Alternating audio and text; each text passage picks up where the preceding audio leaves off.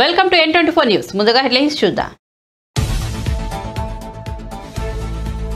వైఎస్ఆర్సీపీ కేంద్ర కార్యాలయంలో CM Jagan birthday వేడుకలు. పేదల జీవితాల్లో వెలుగు తెచ్చిన నాయకుడు సీఎం జగన్ అన్న సజ్జల.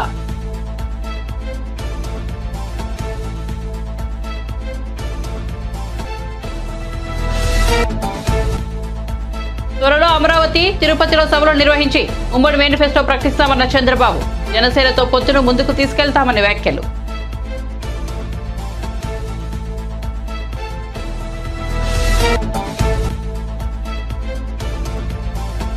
తెలంగాణలో దళిత బంధుకు బ్రేకులు. ప్రభుత్వానికి ఎస్సీ సంక్షేమ శాఖ లేఖ. ఇప్పటికే యూనిట్లు మంజూరైన వారి విషయంలోనూ స్పష్టత కోరిన వైనం.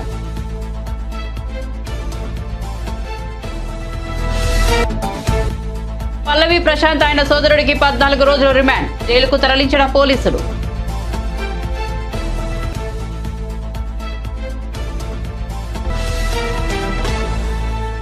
ఇక వార్త వివరాల్లోకి వెళ్తే వైఎస్ఆర్సీపీ కేంద్ర కార్యాలయంలో ముఖ్యమంత్రి వైఎస్ జగన్మోహన్ రెడ్డి జన్మదిన వేడుకలు ఘనంగా నిర్వహించారు. ఈ కార్యక్రమంలో పార్టీ రాష్ట్ర ప్రధాన కార్యదర్శి సజ్జల రామకృష్ణారెడ్డి, మంత్రి మేరుగ నాగార్జున, ఎమ్మెల్సీలు లేలా అప్పిరెడ్డి, కల్పా లలితారెడ్డి, ఎంపీ నందిగాం సురేష్, పలు కార్పొరేషన్ల చైర్మన్లు, డైరెక్టర్లు హాజరయ్యారు. ఈ సందర్భంగా సజ్జల రామకృష్ణారెడ్డి మాట్లాడుతూ సామాజిక న్యాయం అమలు చేసిన ఘనత జగన్దేనన్నారు. ఇచ్చిన హామీలు నెరవేర్చి పేదల జీవితాల్లో వెలుగు తెచ్చిన నాయకుడు జగన్ అని పేర్కొన్నారు. తండ్రిని మించిన తనయుడిగా జగన్ పాలన అందిస్తున్నారన్నారు. పూర్తి పారదర్శకంగా సంక్షేమ పథకాలు అందించిన ఘనత జగన్దేనని పేర్కొన్నారు. అవినీతికి తావు లేకుండా అర్హత ఉన్న ప్రతి ఒక్కరికి సంక్షేమ పథకాలు అందించామని సజ్జల పేర్కొన్నారు. తండ్రికి మించిన తనయుడిగా జగన్ పేరు తెచ్చుకున్నారు. పేదల చేయి పట్టుకుని నడిపిస్తున్నారన్నారు. ప్రతి గ్రామంలోనూ సచివాలయాలు, రైతు భరోసా కేంద్రాలు, ఆసుపత్రులు ఇలా అన్ని అందుబాటులోకి తెచ్చారన్నారు. అన్ని కళ్ల ముందే కనిపిస్తున్నాయన్నారు.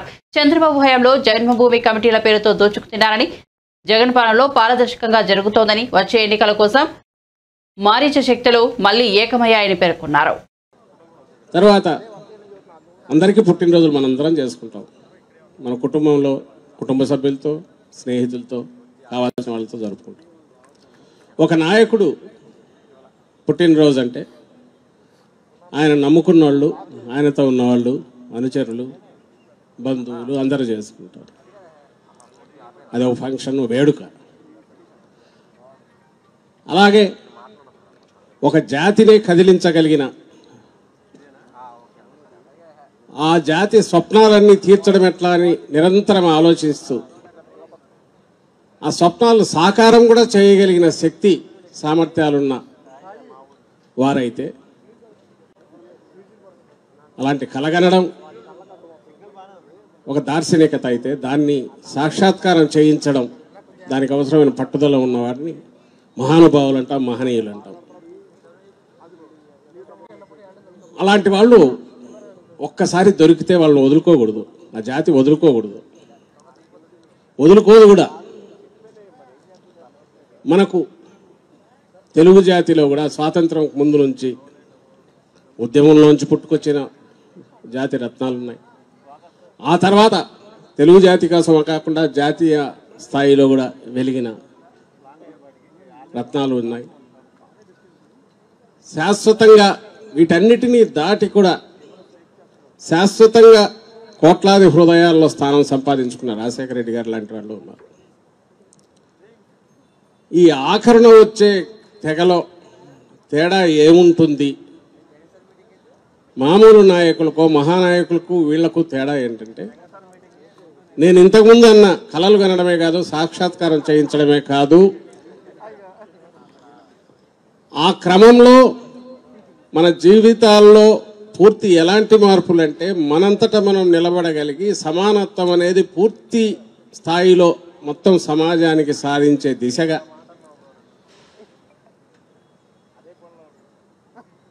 ఒక రాష్ట్రాన్ని నడిపించగలగడం అనేది, అది అందులో ఒక వ్యక్తి ఎలా సాధ్యం అని అనుకుంటే ఇదిగో ఇలా సాధ్యం అని సమాధానం చెప్పగలిగిన దాంట్లో మనకు 5 ఏళ్ల పాటే పాలించిన రాజశేఖర రెడ్డి గారు ఉన్నారు. ఇప్పుడు 5 ఏళ్ల పాలన పూర్తి చేసుకుని మరో 5 ఏళ్ల కోసం ప్రజల ఆశీస్సుల కోసం అడుగు ముందుకేస్తున్న జగన్మోహన్ రెడ్డి గారు ఉన్నారు. ఇద్దరు తండ్రి కొడుకులు కావడం ఒక విశేషమైతే తండ్రిని మించిన తనయుడిగా ఈయన ఈరోజు మన కళ్ళ ముందు ఇక్కడ ఉండడం అనేది మరో అద్భుతం. బహుశా పైన రాజశేఖర రెడ్డి గారు కూడా అంతకంటే ఏ తండ్రికైనా ఏమి గర్వకారణం ఉంటుంది, ఏముండదు. తాను ఏదైతే వదిలేశారో దురదృష్టవశాత్తు మధ్యలో తను ఏ యజ్ఞం అయితే మొదలు పెట్టారో దాన్ని పూర్తి స్థాయిలో ఈరోజు ఒక రంగుల కళను నిజం చేసి సమాజం ముందు మొత్తం ఆవిష్కరింపజేసి రాష్ట్రంలోని 4 కోట్ల మంది దాన్ని అనుభవించేలాగా. టీడీపీ యువగలం నవశకం సభలో చంద్రబాబు నాయుడు ప్రసంగించారు. వచ్చేది కురుక్షేత్ర యుద్ధమని, అందులో వైసీపీ ఓటమి పాలవడం ఖాయమని అన్నారు. త్వరలో ఉమ్మడి మేనిఫెస్టో తయారు చేస్తామని తెలిపారు. రానున్న రోజుల్లో అమరావతి, తిరుపతిలో నిర్వహిస్తామని, సభలు నిర్వహించి అమరావతి లేదా తిరుపతి సభలో మేనిఫెస్టోను ప్రకటిస్తామని చంద్రబాబు వెల్లడించారు. టీడీపీ జనసేన పొత్తులు ముందుకు తీసుకెళ్తామని, భవిష్యత్ కార్యాచరణపై అధ్యయనం చేస్తామని చెప్పారు. మీరొక అడుగు ముందుకు వేయండి, మేము 100 అడుగులు ముందుకు వేస్తామని, మీరొక త్యాగం చేయండి, మేము 100 త్యాగాలు చేసి ఈ రాష్ట్రాన్ని పైకి తీసుకోవడానికి ప్రయత్నిస్తామని చంద్రబాబు ప్రజలకు పిలుపునిచ్చారు. అలా కాకుండా మీరు చేసుకోండి మాకేంటి సంబంధం అనుకుంటే రాష్ట్రం నష్టపోతుందని, భావితరాలు నష్టపోతాయని స్పష్టం చేశారు. ఏపీ వైసీపీ విముక్త రాష్ట్రం కావాలి. జగన్ చేసిన పాపాలు రాష్ట్రాన్ని శాపంలో చుట్టుకున్నాయి. వైసీపీకి ఒక్క ఓటు వేసినా రాష్ట్రానికి శాపంలా మారుతుందన్నారు. జగన్ రాజకీయాలకు ఏమాత్రం పనికిరాని వ్యక్తి అని పేర్కొన్నారు. రాష్ట్రంలో ఓట్లు దొంగలు పడ్డారని, టీడీపీ జనసేన సానుభూతి పరుల ఓట్లు తొలగిస్తున్నారన్నారు. ఓట్లు ఉన్నాయో లేదో ప్రజలు పరిశీలించుకోవాలని చంద్రబాబు పేర్కొన్నారు. రాయించుకుంటే ఇది తప్పని అడిగితే రక్షించే నాదుడే లేడు. ఇప్పుడు కూడా నేను చూస్తున్న పోలీసులు వాళ్ళు కావాలని చేయడం లేదు. వాళ్ళ మెడ మీద కత్తి పెట్టి చేయకపోతే మిమ్మల్ని ట్రాన్స్ఫర్ చేస్తాం, విఆర్ఎస్ లో పెడతాం, ఏసీబీలో పంపిస్తామంటే భయపడిపోయి తప్పుడు కేసులు పెట్టి ఈరోజు అందరినీ వేధించే పరిస్థితికి వచ్చారు. ఈ మధ్య కాలంలో కొంతమంది నన్ను కలిసి బాధపడుతున్నారు, ఏడుస్తున్నారు. మా దగ్గర తప్పుడు పనులు చేపించారు, ఈ తప్పుడు పనుల వల్ల మాకు చాలా బాధ ఉందని మానసికంగా కుంగిపోయే పరిస్థితికి వచ్చారు. కొంతమంది కావాలని రేపు ఒక రోజుందని ఆలోచించకుండా, మళ్ళీ ఎన్నికలు వస్తాయని ఆలోచించకుండా తప్పుడు పనులు చేయమంటే చేశారు. నేను ఒకటే చెప్తున్నా, అలాంటి వారిని మాత్రం ఎట్టి పరిస్థితుల్లో వదిలిపెట్టం. ఎక్కడున్నా సరే చట్టపరంగా వాడిని శిక్షించే బాధ్యత తెలుగుదేశం పార్టీ జనసేన తీసుకుంటామని చెప్పి కూడా నేను మీకు తెలియజేస్తున్నాను. అందుకే నేను అంటున్నా, మీరందరినీ కూడా రాష్ట్రంలో ప్రతి ఒక్క వ్యక్తి ఆలోచించండి.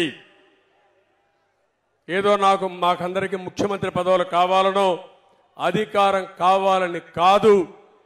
ఈ రాష్ట్రంలో ప్రజాస్వామ్యం కూని చేయబడ్డది. ఏ వ్యక్తి కూడా స్వేచ్ఛగా మాట్లాడలేకుండా, నచ్చిన పార్టీకి సహకరించే పరిస్థితి కూడా లేకుండా. ఒక్క విషయం మీరు గుర్తుపెట్టుకోండి, ఒంగోలులో మహానాడు పెట్టాం, బస్సులు రానియకుండా, మీటింగ్కి స్థలం ఇవ్వనీయకుండా నానా ఇబ్బందులు పెట్టారు. ఆ రోజు కూడా ఎక్కడికక్కడ ప్రజలైతే పెద్ద ఎత్తున వాహనాలు వేసుకుని సొంత వాహనాలతో ట్రాక్టర్లతో 2 రోజులకు 3 రోజులకు మునిపే ఆ వెన్యూకి చేరారు. ఈరోజు ఇక్కడ పెట్టాం, మీటింగ్ పెట్టాం.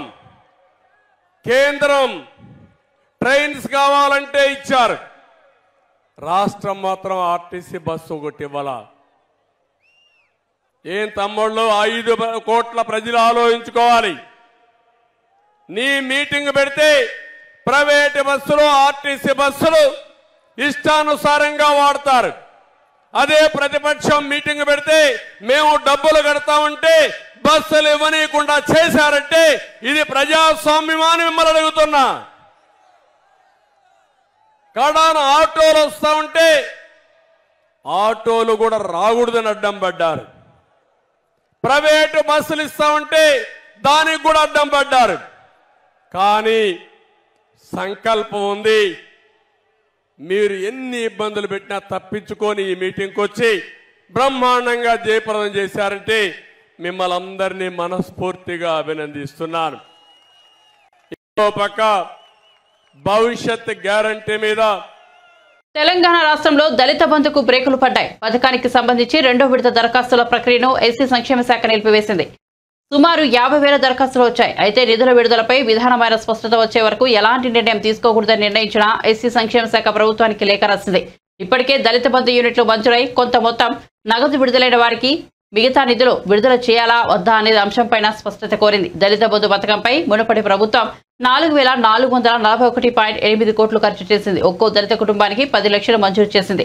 తొలి విడతలో ఎంపికైన వారందరికీ నిధులు అందాయి. రెండో విడతగా నియోజకవర్గానికి 1,100 మంది చొప్పున సుమారు 1.30 లక్షల కుటుంబాలకు పథకాన్ని అమలు చేయాలని గత ప్రభుత్వం లక్ష్యం విధించుకుంది. రెండో విడత కార్యక్రమంలో పైలట్ ప్రాజెక్టు కింద 400 మందిని ఎంపిక చేసి యూనిట్లు మంజూరు చేశారు. ఆడుదాం ఆంధ్ర అనే కార్యక్రమం దేశంలోనే తొలిసారిగా సీఎం వైఎస్ జగన్మోహన్ రెడ్డి సర్కార్ నిర్వహిస్తుండడం సంతోషకరమని, యువతను క్రీడల వైపు నడిపించేందుకు ఈ సంబరాలు ఉపయోగపడతాయని పీవీ సింధు పేర్కొన్నారు. గ్రామీణ ప్రాంతాల్లో యువత ఈ పోటీల్లో పాల్గొని తమ క్రీడా నైపుణ్యాలను మెరుగుపరుచుకోవాలని బ్యాడ్మింటన్ క్రీడాకారిణి పీవీ సింధు తెలిపారు. Ardham Andhra is something where, it's a unique thing where no state has come up with, and I think especially in this, it is kind of a platform where a lot of youngsters can prove themselves and go to the next level. And I'm sure, once they go to the next level, there'll be a lot of international standards, international coaches to guide them in a right way. At the same time, take them to another level and make them play international level. So I think especially, Ardham Andhra is something where it is a platform that everyone can prove themselves, not just few of them or only particular people, but I think everybody can do it. Me being a badminton player, I can say one thing, that this is the time to prove everyone, and the most important thing is enjoy in what you do. Winning and losing is part and parcel of life, but the most important thing is you enjoy in what you do and keep working hard. Once again, I wish each one of you who are participating in this Ardham Andhra all the very best.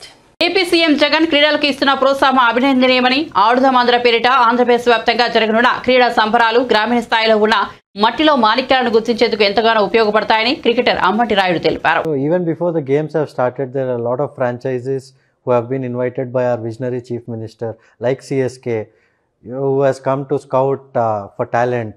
And I hope that there will be a lot of cricketers from Andhra getting into the CSK team, as well as all the other franchises in the future, and also represent India. The main purpose of the whole event and the festival is to encourage talent, to find talent, as well as to develop a healthy lifestyle, and also unite the society into going into a right direction. So I think CM sir has been doing a great job of it, and I hope and want all of you to come together and make it a grand success. Bigg Boss winner Pallavi Prashanth ను పోలీసులు remand కు తరలించారు. గజ్వేల్లో ప్రశాంత్ ను Jubilee hills పోలీసులు arrest చేసి హైదరాబాద్ కు తీసుకొచ్చారు. దాదాపు 6 గంటల సేపు ఆయన విచారించారు. అనంతరం జడ్జి నివాసంలో పల్లవి ప్రశాంత్ తో పాటు ఆయన సోదరుడిని ప్రవేశపెట్టారు. ఈ సందర్భంగా వీరికి జడ్జి 14 రోజులు రిమాండ్ విధించారు. రిమాండ్ విధించడంతో ప్రశాంత్, ఆయన సోదరుడిని చంచల్గూడ జైలుకు పోలీసులు తరలించారు. బిగ్ బాస్ ఫైనల్స్ ముగిసిన తర్వాత అన్నపూర్ణ స్టూడియోస్ ఎదుట పల్లవి ప్రశాంత్ అభిమానులు రచ్చ చేశారు. బిగ్ బాస్ కంటెస్టెంట్ లో Amar, Ashwini, Big Boss season 6 contestant Geethu Royal కార్లను ధ్వంసం చేశారు. అదే సమయంలో 6 ఆర్టీసీ బస్సు అద్దాలను పగలగొట్టారు. ఈ క్రమంలో వీరిపై పలు సెక్షన్ల కింద కేసులు నమోదయ్యాయి. ప్రభుత్వ, ప్రైవేట్ ఆస్తులను ధ్వంసం చేసినట్లు పోలీసులు పేర్కొన్నారు. మరోవైపు బిగ్ బాస్ షోలో పాల్గొన్న వారిపై కాకుండా కార్యక్రమ నిర్వాహకులు, హోస్ట్ పై వ్యవహరించిన నాగార్జునపై కేసులు నమోదు చేయాలని సిపిఐ జాతీయ కార్యదర్శి నారాయణ డిమాండ్ చేశారు. ఈ నెల 17వ తేదీ రోజు రాత్రి మన రోడ్ నెంబర్ 5 జూబ్లీస్లో ఉన్న అన్నపూర్ణ స్టూడియోలో Big Boss grand final event జరగడం జరిగింది. ఆ ఈవెంట్లో ఈ పల్లవి ప్రశాంత్ విజేతగా ప్రకటించడం జరిగింది. ఆ సందర్భంగా మనకి ఆ రోడ్స్ మీద రోడ్ నెంబర్ 5లో చాలా పెద్ద ఎత్తున మాబ్ జమయ్యారు. జమైన తర్వాత అతన్ని మనము వేరే గేట్ ద్వారా ఈ గొడవలు జరిగే అవకాశం ఉందని చెప్పేసి అతనికి చెప్పి యాజమాన్యం వాళ్ళు, సంస్థ వాళ్ళు బయట పంపించడం జరిగింది. అతను చెప్పినా మళ్ళీ వినకుండా మళ్ళీ ఆ రోడ్ నెంబర్ 5కి రాత్రి మళ్ళీ తిరిగి రావడం జరిగింది. అప్పుడు పోలీసులు మేము ప్రత్యేకంగా అతనికి చెప్పడం జరిగింది, అతని వెహికల్లో అట్లా వెళ్ళొద్దని చెప్పినాం, ఎందుకంటే ఏదైనా సంఘటన జరిగే అవకాశం ఉందని గట్టిగా చెప్పడం జరిగింది. కానీ అతను వినకుండా అన్లాఫుల్ అసెంబ్లీ అంటే పెద్ద ఎత్తున అక్కడ వాళ్ళందరితోటి అతను ప్రొఫెషనల్ లెక్క తీయడం జరిగింది రోడ్ నెంబర్ 5 జూబ్లీస్లో. అప్పుడు అతనితో పాటు ఉన్న వాళ్ళు వాళ్ళందరూ కూడా అక్కడ ఉన్న ఒక 2 పోలీస్ వెహికల్స్ డ్యామేజ్ చేయడం జరిగింది, బందోబస్తుకు వచ్చిన వెహికల్స్. ఆ సందర్భంగా మేము crime number 780/2023 under section 147, 148, 290, 353, 427 read with 149 IPC section 3 of PDP act, 119/179 of MB act of case జూబ్లీస్లో కేసు సోమటలో కేసు నమోదు చేయడం జరిగింది. చేసి ఆ క్రైమ్లో మనం తేదీ 19వ తారీఖు రోజు అందులో ఉన్నటువంటి నేరస్తులైనటువంటి సాయి కిరణ్, అదేవిధంగా అంకిరావుపల్లి రాజు, అంటే ఈ వెహికల్స్ వాహనాలు ఉన్నటువంటి డ్రైవర్స్ అరెస్ట్ చేయడం జరిగింది. అదేవిధంగా ఈరోజు పల్లవి ప్రశాంత్, అదేవిధంగా అతని బ్రదర్ మహావీరంని ఈరోజు అరెస్ట్ చేయడం జరిగింది. వాళ్ళని కూడా అరెస్ట్ చేసి మేజిస్ట్రేట్ గారి దగ్గర ప్రొడ్యూస్ చేయడం జరిగింది. మేజిస్ట్రేట్ గారు వారికి 14 రోజులు రిమాండ్ విధించడం జరిగింది. సార్, ప్రశాంత్తో పాటు వాళ్ళ బ్రదర్తో పాటు ఇంకెంతమంది? ఇంకా చాలా మంది ఉన్నారు. అవి మనం ఐడెంటిఫై చేస్తున్నాం. ఎంత అనేది మనం సీసీ ఫుటేజ్ అవన్నీ అనలైజ్ చేసాను. చేసిన తర్వాత మనకి ఎంతమంది ఉంది అనేది ఫైనలైజ్ అయింది. ఇప్పటి వరకు ఎంతమంది మీద ఎఫ్ఐఆర్ నమోదైంది సార్? ఇప్పుడు వరకు అంటే చాలా మంది మీద ఉన్నది. అది మనం సీసీ ఫుటేజ్ తర్వాత ఫైనలైజ్ అయింది. ఇప్పుడు ప్రస్తుతానికి బట్టి మనం ఈ కేసులో 4గురిని అరెస్ట్ చేయడం జరిగింది. సో ఇప్పుడు పల్లవి ప్రశాంత్కు 14 రోజులు రిమాండ్ విధించారు సార్ మేజిస్ట్రేట్? విధించారు. ఇక్కడ ఏ మేజిస్ట్రేట్ 17 సార్ ఓకేనా? కేసెస్కి వీటికి కాకుండా అంటే మిగతా ఆర్టిస్టులు కూడా వాళ్ళు సపరేట్గా కేసులు పెట్టారు, వాటికి ఏదైనా సంబంధం ఉంటుందా? ఇప్పుడు ప్రస్తుతానికి ఈ కేసు ఇన్వెస్టిగేషన్లో ఉన్నది. తర్వాత విషయాలు మేము చట్ట ప్రకారంగా అందరి మీద ఎవరైతే ధ్వంసం చేసిన పోలీస్ వాహనాలు, ఆర్టీసీ బస్సులు ఇవన్నీ ధ్వంసం చేసిన మనకి 2 కేసులు నమోదు చేయడం జరిగింది. వాటిలో అందరిని కూడా గుర్తించిన తర్వాత ఎవరైతే నేరానికి పాల్పడ్డారో వాళ్ళ మీద మన చట్ట ప్రకారం చర్య తీసుకోవాలి. అవి మేము ఇన్వెస్టిగేషన్లో ఉన్నది. అవి ఇన్వెస్టిగేషన్ తర్వాత మళ్ళీ అవి వివరాలు చెప్తాం. సార్, ఇట్లాంటి ఈవెంట్స్ జరిగినప్పుడు ఆడియన్స్కు మీరు ఎట్లా చెప్తారు పోలీసు ఏం చెప్తున్నారంటే ఎవరైతే యూత్ ఉన్నారో వాళ్ళు ఇట్లాంటి జరిగినప్పుడు ఇట్లా మాబ్ మొబిలైజ్ చేసినప్పుడు ఎవరో చేసిన నేరాలకి వీళ్ళు కూడా కొంతమంది అక్కడికి వచ్చి మేము చూడటానికి వచ్చిన వాళ్ళు కూడా వాళ్ళు కూడా ఈ కేసులో వాళ్ళ పేర్లు కూడా వచ్చే అవకాశం ఉంది. కాబట్టి ఇట్లాంటివి జరిగినప్పుడు ఎందుకంటే అన్రూలీ మాకు ఎవరికి కంట్రోల్ ఉండరు వాళ్ళు, అట్లాంటి వాళ్ళు ఉన్న దాంట్లోకి వచ్చినట్టయితే వాళ్ళు పర్మిషన్ తీసుకోవాలి. అక్కడ స్పెసిఫిక్ ఇట్లాంటివి జరిగినప్పుడు ఏమైనా ప్రొఫెషనల్ అని వితౌట్ పోలీస్ పర్మిషన్ అతను కూడా ఈయన పల్లవి ప్రశాంత్ కూడా జరగడం జరిగింది ఆ రోజు. అందుకని అందులో ఉన్నోళ్ళు వేరే చూడటానికి వచ్చిన వాళ్ళు కూడా వాళ్ళు ఎవరైనా ఇన్వాల్వ్ అయినప్పుడు వీళ్ళ పేర్లు కూడా వచ్చే అవకాశం ఉంటుంది. కాబట్టి ఇట్లాంటి ఈవెంట్స్ బయట జరిగినప్పుడు ఎందుకంటే ఎవరి కంట్రోల్ ఉండరు మాకు, అప్పుడు వాళ్ళు కూడా నేరస్తులు అయ్యే అవకాశం ఉంటుంది. కాబట్టి గమనించి ఎవరు కూడా ఇట్లాంటివి జరిగినప్పుడు అక్కడ జమ కాకూడదని మరి విజ్ఞప్తి పిలుస్తారు. జైలుకి వెళ్తున్నారు, వెళ్తున్నారు. సార్, ఇప్పుడు చాలా మంది బాధితులు వచ్చారు, వాళ్ళకి సంబంధించినటువంటి వాళ్ళు అనవసరంగా తీసుకొచ్చారు అనేటువంటి మైనర్స్ ఉన్నారా, వాళ్ళకి ఏం చెప్తున్నారు? అంటే ఎవరైనా మైనర్స్ ఉండని ఎవరైనా అందరూ ఎవరైతే నేరం చేశారో చట్టానికి అందరూ కూడా చట్టం ముందు అందరూ సమానులే. అందుకని చట్ట ప్రకారం వాళ్ళ మీద చర్య తీసుకోవాలి. ఇంతే కుటుంబ సభ్యులు కలిసే అవకాశం ఉంది. వాళ్ళు చట్టప్రకారం జైలు పోయి తీసుకొని పాస్ తీసుకొని వాళ్ళు కలవచ్చు. దానికి ఎందుకంటే వాళ్ళందరికీ కూడా చట్ట ప్రకారం హక్కు తెలుసుకోవచ్చు. కరోనా కొత్త వేరియంట్ JN1 కేసులు పెరుగుతున్నాయి. ఈ కొత్త వేరియంట్ వల్ల అప్రమత్తంగా ఉండాలని అధికారులు సూచిస్తున్నారు. తెలంగాణ సహా దేశీయంగా JN1 వేరియంట్ కేసులు పెరుగుతున్నాయి. బుధవారం తెలంగాణలో మరో 6 పాజిటివ్ కేసులు నమోదైనట్టు వైద్య శాఖ తాజా బులెటిన్లో తెలిపింది. వైద్య శాఖ వివరాల మేరకు కరోనా కొత్త వేరియంట్ కేసులు పెరుగుతున్నాయి. ఒక్కరోజే తెలంగాణలో 6 పాజిటివ్ కేసులు నమోదయ్యాయి. రాష్ట్రంలో ప్రస్తుతం చికిత్స పొందుతున్న వారి సంఖ్య 14కు చేరుకుంది. కొత్తగా నమోదైన కేసులని హైదరాబాద్లోనే ఉన్నాయి. ఈ నేపథ్యంలో ప్రజలు అప్రమత్తంగా ఉండాలి వైద్యులు అధికారులు సూచిస్తున్నారు. తెలంగాణలో 6 కొత్త కేసులు నమోదు కాగా ఒకరు రికవరీ అయ్యారు. రికవరీ రేటు 99.51% ఉందని వైద్య శాఖ వెల్లడించింది. ఏపీలో మరో 3 నెలల్లో ఎన్నికలు రానుండగా ప్రధాన పార్టీలు సన్నాహాలు ముమ్మరం చేశాయి. అధికార పక్షం వైసీపీ ఈసారి చాలా నియోజకవర్గాల్లో ఇన్ఛార్జీలను మార్చేందుకు కసరత్తులు చేస్తోంది. ఇటీవలే 11 నియోజకవర్గాల ఇన్ఛార్జీలను మార్చడం ద్వారా సీఎం జగన్ మిగతా నేతల్లో ఆందోళన రేకెత్తించారు. ఈ క్రమంలో సీఎం జగన్ ను మంత్రులు గుమ్మనూరు జయరాం, పినిపై విశ్వరూప్ పలువురు ఎమ్మెల్యేలు కలవడం ప్రాధాన్యత సంతరించుకుంది. సీఎం జగన్ను కలిసిన వారిలో Razole Janasena rebel MLA Rapaka Varaprasad, Gajuwaka MLA Tippala Nagireddy, P Gannavaram MLA Koteti Chittibabu కూడా సీఎంతో భేటీ అయ్యారు. ఉచిత బస్సు ప్రయాణ పథకంలో భాగంగా 11 రోజుల్లో 3 కోట్ల మంది మహిళలు ప్రయాణం చేశారని తెలంగాణ ఆర్టీసీ ఎండీ సజ్జనా తెలిపారు. మహాలక్ష్మి ఉచిత బస్సు పథకానికి అనూహ్య స్పందన లభిస్తోందని తెలిపారు. ప్రయాణికుల్లో 62% మంది మహిళలు ఉన్నట్లు తెలిపారు. ఈ మేరకు ఆయన సోషల్ మీడియా ఎక్స్ వేదికగా పోస్ట్ చేశారు. ఈ పథకం అమల్లోకి వచ్చిన 11 రోజుల్లోనే రికార్డు స్థాయిలో 3 కోట్ల మంది మహిళలు బస్సులో ప్రయాణించారన్నారు. ప్రతిరోజు సగటున 30 లక్షల మంది మహిళలు రాకపోకలు సాగిస్తున్నారని, పురుషులతో కలుపుకుంటే మొత్తంగా ప్రతిరోజు 51 లక్షల మందిని టీఎస్ఆర్టీసీ సురక్షితంగా సంస్థ గమ్యస్థానాలను చేర్చుతోందన్నారు. ప్రయాణికుల రద్దీకి అనుగుణంగా కొత్త బస్సులను అందుబాటులోకి తీసుకురావాలని టీఎస్ఆర్టీసీ యాజమాన్యం నిర్ణయించినట్టు సజ్జనార్ వెల్లడించారు. తనకు మంత్రి పదవి విషయం పార్టీ పెద్దలు చూసుకుంటారని, కానీ హరీష్ రావులు మాత్రం కేసీఆర్ కేటీఆర్ను బాగా వాడుకుంటారని, ఆయన అక్కడికి న్యాయం జరగదని కాంగ్రెస్ మునుగోడు ఎమ్మెల్యే కోమటిరెడ్డి రాజగోపాల్ రెడ్డి అన్నారు. బుధవారం ఆయన అసెంబ్లీలో మాట్లాడుతూ హరీష్ రావుకు గంట సమయం ఇచ్చినా ఆయనకు తృప్తిగా లేదన్నారు. ఎందుకంటే ఆయనకు మేనమామ సాలు వచ్చిందని చురకలంటించారు. మాటలు చెప్పడంలో, అబద్ధాలను నిజాలు చేయడంలో హరీష్ రావుకు కేసీఆర్ పోలికలు వచ్చాయన్నారు. మాట్లాడేందుకు ఆయనకు చాలా సమయం వచ్చినప్పటికీ ప్రభుత్వంపై విమర్శలు సరికాదన్నారు. హరీష్ రావు తన పేరును వ్యక్తిగతంగా తీసుకున్నారని గుర్తు చేశారు.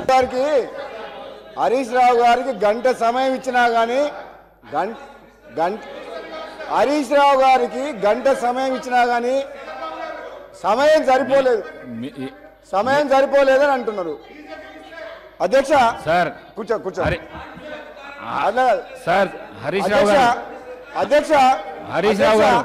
హరీష్ రావు గారు హరీష్ రావు గారికి గంట సమయం ఇచ్చినా ఆయన తృప్తిగా లేరు అధ్యక్ష. ఎందుకంటే వాళ్లకు మన ఊళ్ళలో ఏమంటారు అధ్యక్ష, మేనమామ సాలు వచ్చిందంట అధ్యక్ష.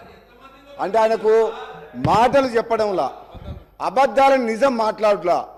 ఆ కేసీఆర్ గారు ట్రైనింగ్ మాత్రం కేసీఆర్ కుటుంబ సభ్యులకు మేనన్నుడికి మాత్రం చాలా పోలికలు వచ్చినాయి అధ్యక్ష. ఇంత సమయం ఇచ్చిన తర్వాత కూడా మరి గవర్నమెంట్ని ఇట్లా మాట్లాడడం అంటే ఏంటి అధ్యక్ష ఇదంతా?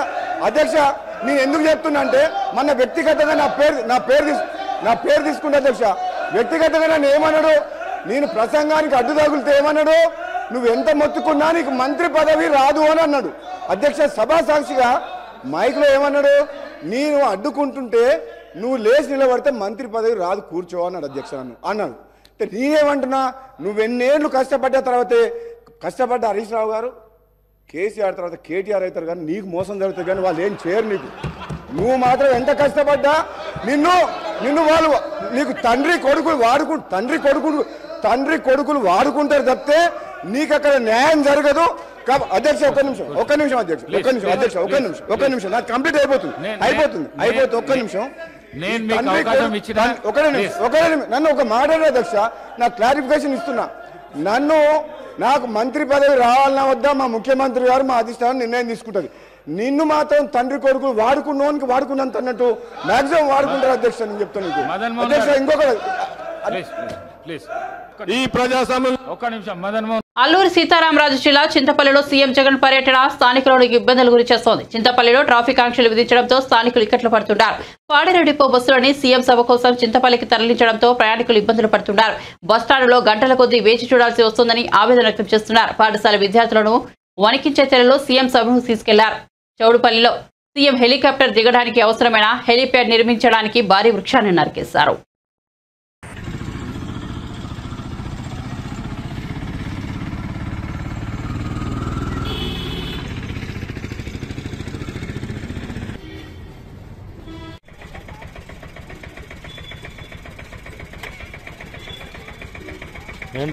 ఇంకా బస్సు రాలేదని బయటకు వెళ్తున్నాం. ఇంకా బస్సు వెయిట్ చేస్తున్నాం. బస్సు రాలేదు. ఎప్పటి నుంచి వెయిట్ చేస్తున్నారు? జస్ట్ ఒక 15 మినిట్స్. బస్సు రాలేదు సార్. మేము ఇప్పుడు పాడే నుంచి వైజాగ్ వెళ్ళాలి సార్. వైజాగ్ పని మీద వెళ్తున్నాం. వైజాగ్ వెళ్ళాలంటే బస్సులు లేదు సార్. బస్సులు లేక చాలా ఇబ్బంది పడుతున్నాం ప్రయాణికులు, ఉద్యోగస్తులు. కానీ బస్సులన్నీ సీఎం కార్యక్రమానికి వెళ్ళిపోవడం వల్ల కొంచెం ఇబ్బందిగా ఉంది సార్. అంటే అర్జెంట్ ఉన్న వాళ్ళకి చాలా ఇబ్బందిగా ఉంది. మిగిలినవన్నీ కార్యక్రమానికి వెళ్తాయి కాబట్టి ఇబ్బంది పడుతున్నారు సార్ ప్రజలు. 6:30కు ఫస్ట్ బస్ వెళ్ళిపోయిందండి అరకు. అప్పటి నుంచి అరకు రూట్ అసలు బస్సులే లేదు. జీపులు ఆటోల మీద వెళ్తున్నారు. అంటే ఇబ్బంది ఉందా? ఇబ్బంది ఇప్పుడు మా ఉపాధ్యాయులకు ఇబ్బంది. ఉపాధ్యాయులు మెడికల్ వాళ్ళు అందరూ వెళ్ళాలి. పాడగంటంగా అందరూ ఇక్కడే ఉంటారు కాబట్టి ఆటోమేటిక్గా బస్సులు ఉండే ఆటోమేటిక్ చేరిపోతాం. బస్ కోసం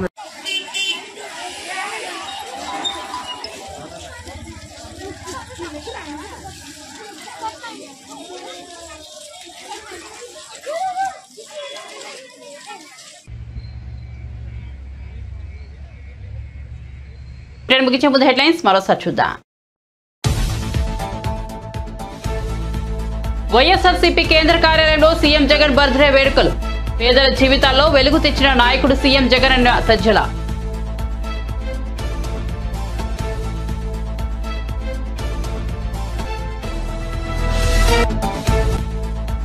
త్వరలో అమరావతి, తిరుపతిలో సభలు నిర్వహించి ఉమ్మడి మేనిఫెస్టో ప్రకటిస్తామన్న చంద్రబాబు. జనసేనతో పొత్తును ముందుకు తీసుకెళ్తామని వ్యాఖ్యలు.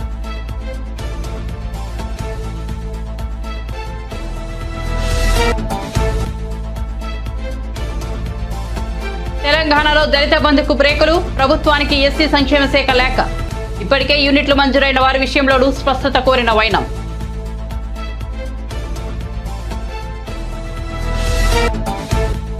పల్లవి ప్రశాంత్ ఆయన సోదరుడికి 14 రోజుల రిమాండ్. జైలుకు తరలించిన పోలీసులు.